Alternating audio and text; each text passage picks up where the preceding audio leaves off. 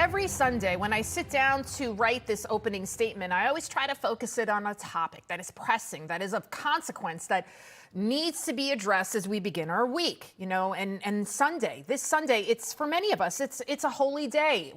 It's Pentecost for Catholics. But we always, as we begin every week, we must talk about something that is at the core of every crisis.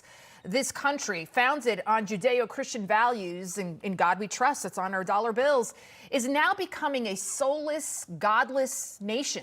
The evil behind this radical transformation of our country, we see the lies and the manipulation. And in order to defeat that destructive force causing all of this chaos, we must embrace reality.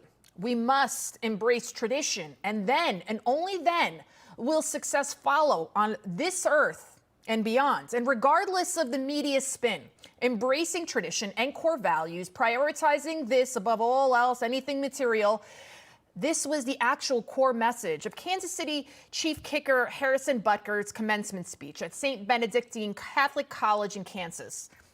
Butker's speech it's now causing controversy across the country, across the world, simply because he spoke the truth. Our own nation is led by a man who publicly and proudly proclaims his Catholic faith, but at the same time is delusional enough to make the sign of the cross during a pro-abortion rally. Is he wrong?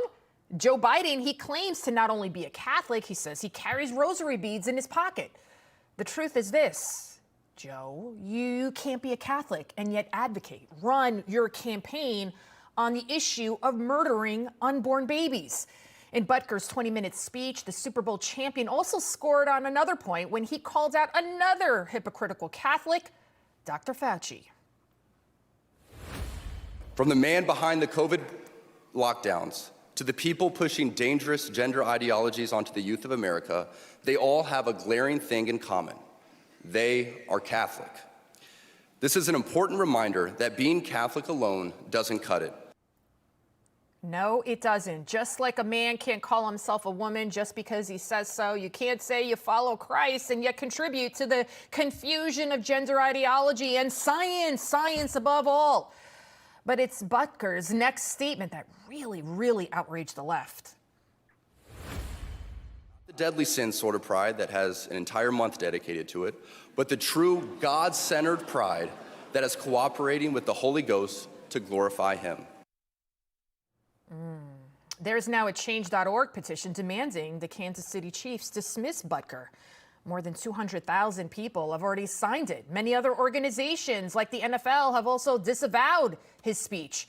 The petition writes in part, quote, his comments were sexist, homophobic, anti-trans, anti-abortion, and racist. Hello? The Catholic Church, among many other religions, believes that acting on homosexual urges is a sin. Don't blame him, blame the church doctrine.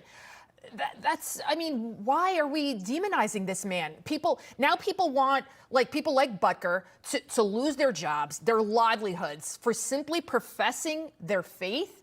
Is this America, or is this now a communist regime? Was there even this much outrage when quarterback Michael Vick's dog fighting ring came to light? How about a recent incident involving one of Butker's teammates? Guy right there, Rashee Rice. He's a wide receiver for the Chiefs. He and others were accused of driving sports cars at high speeds, causing near-fatal wrecks, and then leaving the scene. I didn't even know about this latest incident until I began writing this. Did you? Yet Harrison Butker, he's been doxxed, he's been slammed, they're calling for him to be canceled, and worst of all, he stands accused of being sexist for saying this. I think it is you, the women, who have had the most diabolical lies told to you. How many of you are sitting here now about to cross this stage and are thinking about all the promotions and titles you are going to get in your career? Some of you may go on to lead successful careers in the world, but I would venture to guess that the majority of you are most excited about your marriage and the children you will bring into this world. Once again, he's not wrong, and almost like on cue, you hear the baby crying there. Never once did Butker say that a woman's career wasn't important. He never said women shouldn't get an education. He applauded them.